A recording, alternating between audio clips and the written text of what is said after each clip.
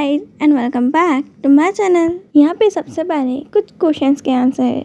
यहाँ पे हमारे जो अल्फाज हैं वो बिजनेसमैन हैं और यहाँ पे जो हमारा ओमेगा वेवुशियन है उसके पेरेंट्स यहाँ पर माफिया हैं और उन्होंने यहाँ पे उनका बड़ा सन यानी कि जैंग चैंग को माफिया बनाने की कोशिश करी, पर यहाँ पे जैंग चैंग ने उनकी इनहेरिटेंस में माफिया बिजनेस करने से ही मना कर दिया। तो वो अपने छोटे बेटे विंग को यहाँ पे बचपन से ट्रेन करते आ रहे। भले विंग की बॉडी यहाँ पे वीक दिखती है पर उसे कम पावरफुल समझने की ज़रूरत नहीं है। वो यहाँ इतना पावरफुल है कि ब्राइडल स्टाइल में यहाँ पे लैन वांगची को तो उठा ही सकता है और अपने एक पंच से लोगों को अच्छा खासा तरीके से पीट सकता है।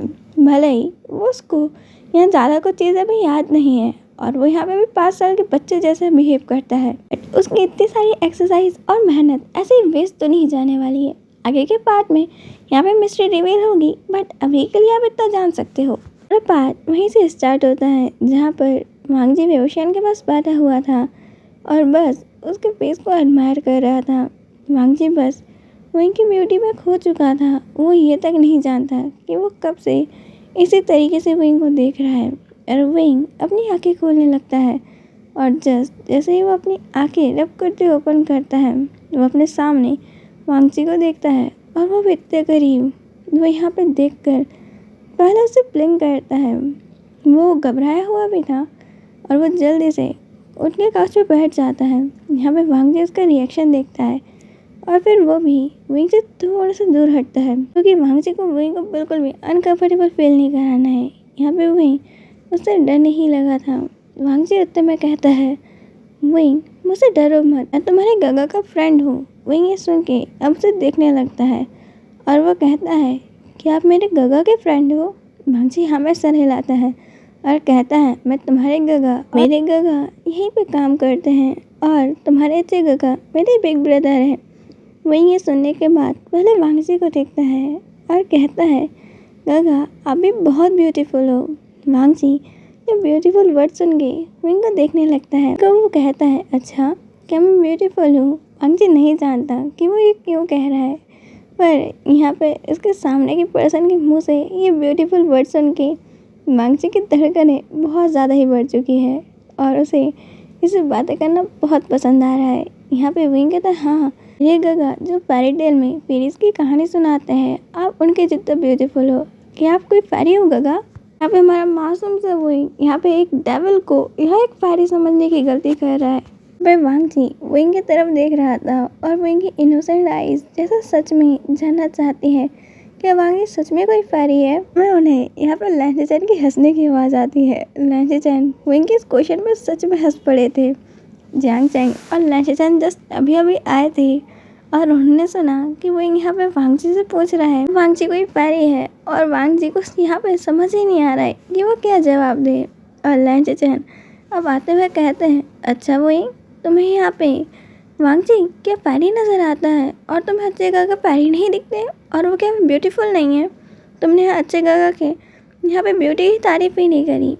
वही यहाँ पे वांगजी को इग्नोर कर देता है और अपने अच्छे गगा के पास जाके कहता है, नहीं मेरे अच्छे गगा तो यहाँ पे बहुत ज़्यादा हैंडसम है। यहाँ पे आप ब्यूटीफुल नहीं, आप बहुत ज़्यादा हैंडसम हो अच्छे गगा। वांगजी यहाँ पे विंग से खुद को इग्नोर होता देख उसे तो अपने भाई से ही जेलसी होने लग जाती है। इससे पहले विंग की पूरी अटेंशन सिर्फ वांगजी के ऊपर थी और अब विंग तो जैसे उसे भूल ही गया है। जब से उसके गगा आए हैं विंग से उन्हें हैंडसम बोले जा रहा है। क्या मैं हैंडसम नहीं हूँ या विंग को मैं हैंडसम नज़र नहीं आता? चैंग अब आगे आता है और विंग से कहता है, विंग अब तुम्हें घर चलना चाहिए। यहाँ पे तुम्हारे अच्छे गगा हमें घर ड्रॉप कर देंगे। यहाँ पे जैंग चैंग ने किचन से कह दिया था कि आज वो घर जल्दी जाना चाहता है क्योंकि विंग यहाँ पे जब तक कंपनी में रहेगा जैंग चैंग का ध्यान वहीं लगा रहेगा। और वैसे भी विंग ने आते से जो उसकी शादी की बातें करी हैं कहीं और कुछ ना कह दे, इससे पहले से घर ले जाना सबसे ज़रूरी बात है। यह अपने अच्छे गगा की तरफ देखता है और फिर हमें सर हिला देता है। यहाँ पर जैंग चैंग विंग का हाथ पकड़ता है और अब उसकी मेडिसिन को यहाँ जो टेबल पर रखी हुई थी उन्हें वापस उसके बैग में रख देता है और विंग अपना बैकपैक को पहन लेता है और अपने टेडीज को लेने के बाद यहाँ पे अपने एंजल गगा को बाइक करने लग जाता है। वांगजी जिसे बिल्कुल अच्छा नहीं लग रहा था, उसे विंग को रोकने का बहुत मन था और अपने गगा के साथ विंग को ड्रॉप करने का भी, पर वांगजी अभी भी कुछ कह ही नहीं पाता। आखिर वो क्या कहे अपनी इन फीलिंग्स के बारे में। वांग जी खुद नहीं जानता कि आखिर उसका दिल फील क्या कर रहा है। और अब ऐसे ही 2 दिन बीत गए होते हैं। विंग अभी घर पे था और जियांग चैंग यहाँ पे उसका ध्यान रख रहा था। और अब वहाँ ग्रैनी आती है जो विंग के लिए चॉकलेट्स लाई दी। यहाँ पे विंग ग्रैनी को देख के बहुत खुश हो जाता है और कहता है, ग्रैंडमा आप आ गई। आपको पता है विंग ने आपको बहुत मिस किया। यहाँ पे ग्रैंडमा विंग को हक कर लेती हैं और कहती हैं, विंग ग्रैंडमा ने भी तुम्हें बहुत मिस किया। यहाँ पे तुमने इतने दिनों में क्या किया। विंग यहाँ सब बताने लगता है और ग्रैंडमा जैसे ही सुनती है कि विंग ने कंपनी जाकर सच में ये जियांग चैंग की मैरिज की बात कर ली। यहाँ पर जियांग चैंग जो बहुत ज़्यादा ही शर्मा गया था। ग्रैंडमा यहाँ पे जियांग चैंग के सर पर पैट करते हुए कहती है, चैंग यहाँ पे हम सबको एक फैमिली डिनर ज़रूर करना चाहिए। यहाँ तुम्हारी एंगेजमेंट होने वाली है और यहाँ पे हम लोगों को दोनों फैमिलीज़ को मिल लेना चाहिए। जियांग चैंग जो हमें सर हिलाता है और इस बारे में वो लैन चेचन को बताता है तो चेचन बहुत खुश हो जाते हैं। वो यहाँ पे पहले कहते हैं हम सबको रेस्टोरेंट चलना चाहिए। लैन कुरन कहते हैं हम सब लोग फैमिली डिनर करने वाले हैं और रेस्टोरेंट जाना इतना अच्छा नहीं रहेगा। क्यों ना हम लोग लैंड मेंशन में ही हम सब लोग यहाँ पर फैमिली डिनर करें। यहाँ पे ग्रैंडमा मान जाती हैं और विंग की जिद करने पे उन लोगों को यहाँ पर लैंड मेंशन सुबह सुबह जाना पड़ता है क्योंकि विंग का कहना था वो अपने ग्रैंडमा के हाथ का बना हुआ डिनर खाएगा। और यहाँ पर अगर उन लोगों को ग्रैंडमा के हाथ का डिनर और भी चीज़ें प्रिपेयर करनी है उन्हें पूरा दिन चाहिए। जियांग चैंग और लैन चेचन अभी कंपनी में थी। वांग जी यहाँ पर बहाने ढूंढ रहा था अपने घर जाने का क्योंकि इस समय उसके पास मीटिंग्स का भंडार और फाइल्स की लिस्ट पड़ी हुई है। और यहाँ पर उसे जब से पता चला है कि विंग आज पूरे दिन भर से यहाँ अपने अंकल के पास है, वांग जी को समझ नहीं आ रहा आखिरकार वो बॉस है और उसके एम्प्लॉयज़ आखिर करते क्या हैं जो उसके पास इतना सारा काम है आज। और वांग जी के चेहरे का एक्सप्रेशन देखकर यहाँ वांग जी का असिस्टेंट तो कुछ समझ ही नहीं पा रहा था और वैनिंग यहाँ पर सोच रहा था कि आखिर उसके बॉस को हो क्या गया है। यहाँ पे वो इतने कोल्ड एक्सप्रेशन बनाकर सारी फाइल्स को क्यों जल्दी जल्दी चेक करे जा रहे हैं। आखिर किस चीज़ ने अब यहाँ पर लैन वांग जी को गुस्सा दिला दिया। यहाँ पे विंग को देख देख कर यहाँ पर लैन कुरन को अपने फर्स्ट लव यानी कि जियांग चैंग की याद आ रही थी। और लैन कुरन जो विंग के साथ अभी बैठे हुए थे वो विंग से पूछते हैं, विंग यहाँ पे तुम्हें अपने मॉम डैड के बारे में कुछ पता है। विंग यहाँ पे मॉम डैड वाले वर्ड सुनकर यहाँ पे अब उन्हें देखने लगता है। विंग को कुछ भी याद नहीं था और विंग यहाँ पे इनोसेंटली ना में सर हिला देता है। पर विंग मॉम डैड वर्ड सुन के बहुत ज़्यादा ही सैड हो गया था। यहाँ पर लैन कुरन जानते थे उन्हें ये नहीं पूछना चाहिए और अब वो विंग का ध्यान भटकाने के लिए विंग को यहाँ पे अब गार्डन में ले आते हैं जहाँ पे बहुत सारे रोजेस थे। और ये सारे यहाँ पे वे जियांग चैंग के फेवरेट रोजेस थे। यहाँ पे उन्हें रेड रोजेस बहुत पसंद है और उसके पीछे यहाँ पे बहुत बड़ा ब्लू रोजेस का गार्डन था। यहाँ पे वे जियांग चैंग को हर प्रकार के रोजेस पसंद है और सबसे ज़्यादा रेड रोज़ यहाँ पे विंग अब उनको देख रहा था और उनसे बहुत प्यार से खेल रहा था। अभी जो 2 सेकंड पहले सैड था वो इन सब चीज़ों के बारे में भूल सा गया था।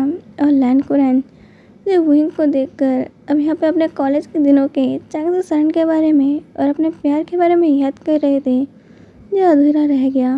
पर वो यहाँ पे खुश है क्योंकि उनके प्यार ने उस इंसान से शादी करी थी जिनसे वो प्यार करती थी। यहाँ पर अब लैन कुरन अपने पॉकेट के अंदर से यहाँ पर जियांग चैंग की एक फ़ोटो निकालते हैं जिन्हें वो हमेशा अपने वॉलेट में लेकर घूमते हैं।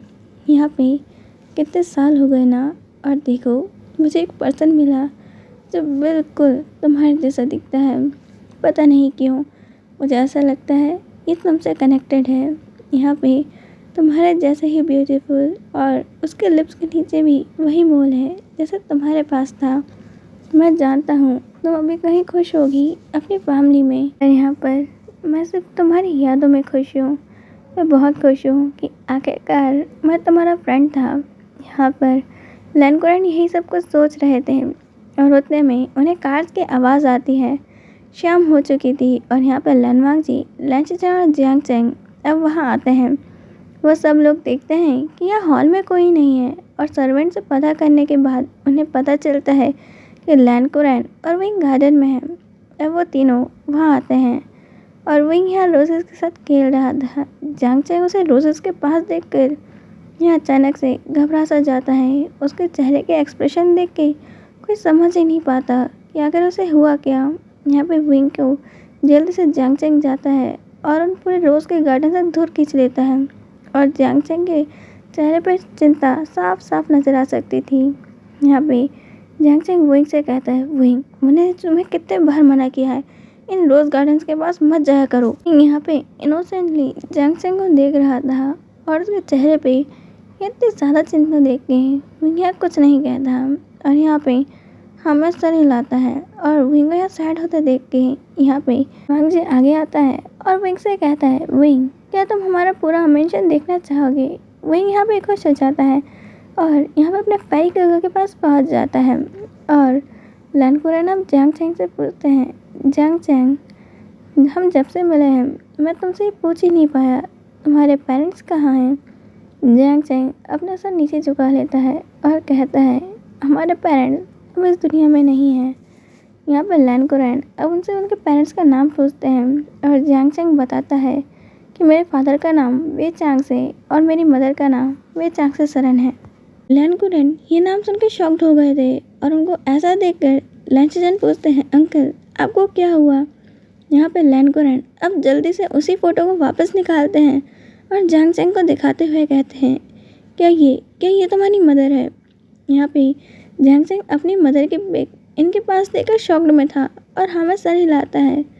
यहाँ पे ही लैनकुरन की आंखों में आंसू आ गए थे और वो अब जल्दी से अपना फेस दूसरी तरफ कर लेते हैं और अपनी आंखों को साफ करते हुए अब वापस अपने गले को सही करते हैं और कहते हैं, यहाँ पे किस्मत भी काफ़ी अच्छे खेल खेलती है ना।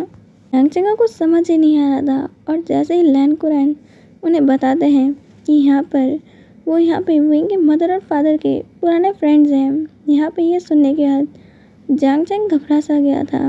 वो यहाँ पे थोड़ा शॉक्ड भी लग रहा था पर जैसे ही वो उन्हें पता चलता है कि कॉलेज लाइफ के बाद से ये लोग नहीं जानते कि सारे फ्रेंड्स कहाँ चले गए और यहाँ पे वांगची की मदर और यहाँ पे वे चांग से सरन वो दोनों बेस्ट फ्रेंड्स हुआ करती थी।